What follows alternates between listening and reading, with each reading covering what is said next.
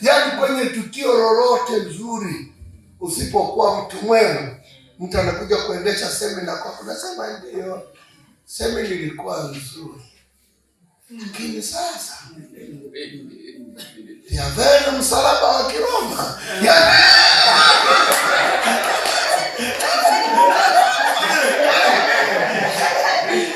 nondo nilisema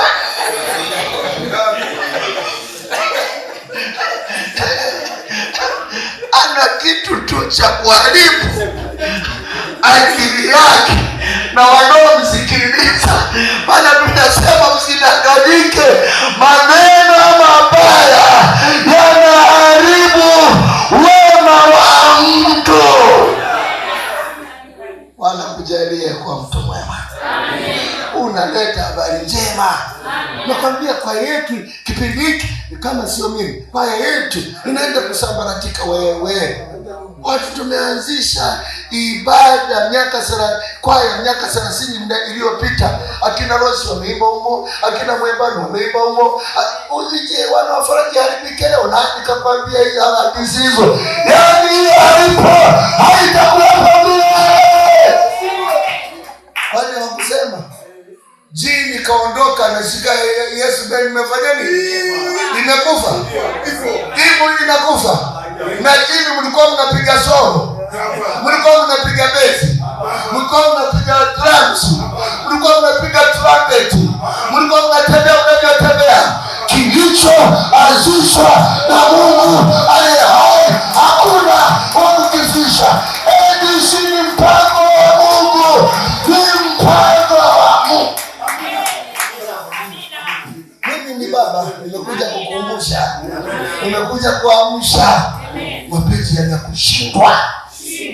Wewe hapo unaleta habari mbaya.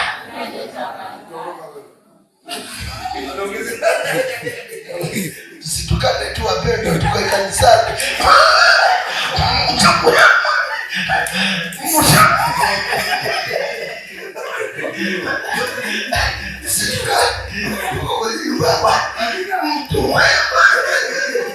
Amina.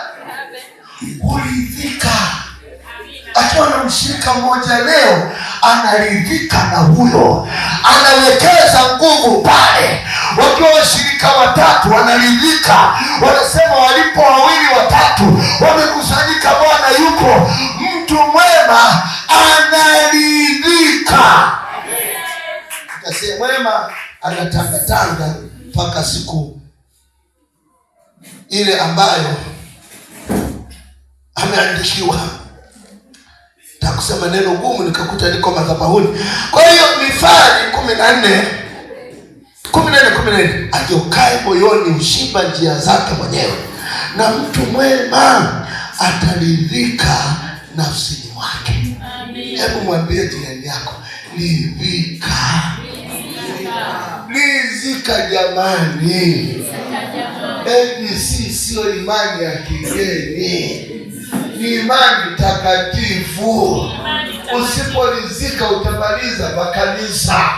Ukitoka kwa hili ukaenda kwa lile, imani inapungua kwa hawa. Kurutaka kwa hiyo ukatoka tena ukarudi kwa hawa, imani inapungua. Hebu jifunze kuridhika. Kuridhika ni tabia ya mtu mwema. Kuto kuridhika ni tabia ya mtu mkorofi. Usio mkorofi. Sini baba. Nasema sasa askofu unatukwazia washirika. Mimi mmoja amerudi tu jana.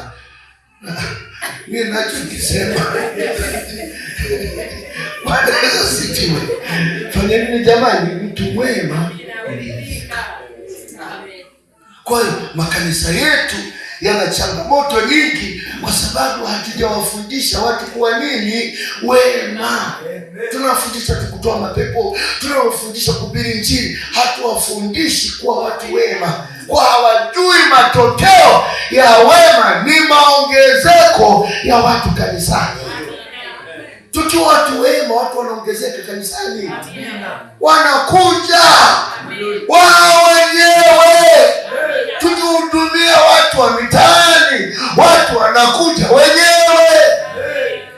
Bwana Yesu aliye hai. Asifiwe sana. Mtu mwema hutoa mema na kusababisha ongezeko. Mathayo 12:35. Mtu mwema katika akiba yake njema hutoa mema, na mtu mbaya katika akiba mbaya hutoa mabaya. Inawezekana kabisa mimi na wewe kuwa watu wema. Kumbuka ya kuwa tumeumbwa ili tuenende katika mema. Efeso 2:10. Maana tu kazi yake tumeumbwa katika Kristo Yesu tutende mema, ambayo tokea awali Mungu alitutengeneza ili tuenende nayo. Mgeukie jirani yako, mwambie mikono yangu imetengenezwa kwa ajili ya mema. Miguu yangu imetengenezwa kwa ajili ya mema. Bwana ameniokoa ili niwe mtakatifu kama yeye. Kwa jina la Yesu, na uumbaji wa Mungu juu yako. Umeumbwa uwe mwema.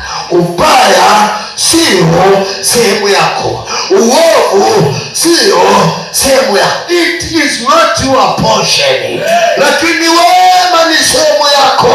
Umeumbwa uwe mwema. Kuna mtu hajanielewa? Kama nielewa sema asante Yesu. Umeniumba niwe mwema. Nione mkono wako. Asante Yesu.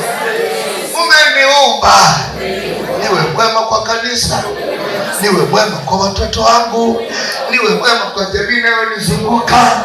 Umeniumba niwe mwema, na hakuna atakayeharibu uumbaji wa Mungu juu yangu. Hubiri Injili. Amina. Mtu mwema.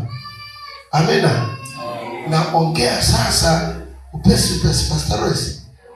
Nataka inapofika saa ngapi? Na nusu.